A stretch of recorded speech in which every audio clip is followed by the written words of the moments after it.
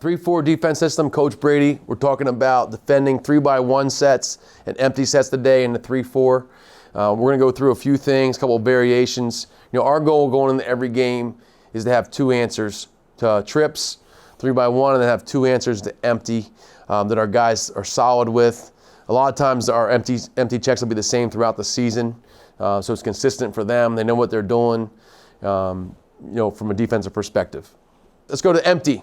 All right, so we get an empty set, whatever that is. We don't care if it's tight end empty, 5 receiver empty, we don't care, right? It doesn't matter to us. It's still 3x2 or 4x1 to one of the sides. That's how we're going to term it. All right, the first one we're going to check cover 6. So cover 6 would be away from the Sam to the weak side or the short side of the field to the J side. We're going to have the corner cloud and the rover half field player. The Will has to be involved over there on that side. He is going to be the curl player, right? He is inside. He is going to work to basically play skiff, but we're really worried about the seam here. We want to take number 2 out of the seam. The Mike's still going to work off a 3. His rules stay the same. Our Sam is going to be skipped to the other side, and we got our free and corner playing cover 6. They're playing quarters. We're not reading this at all. They're just all going to basically pedal on their quarter to the field. All right, we're talking about empty. Here's the first example. We're going to check quarters here. Now they're kind of moving around. We get messed up because here's our Sam. They got 3 receivers to our left. He makes a strong left call, right?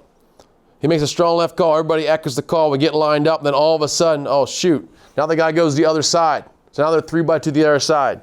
We're okay. We're not going to change it now. We're going to stay in it for this play. What has to happen, though, is our Will has to understand, hey, I'm off of number 2, right? I'm off of number 2. So I got to work outside to get the number 2. He has to widen his alignment, right? And again, it's empty.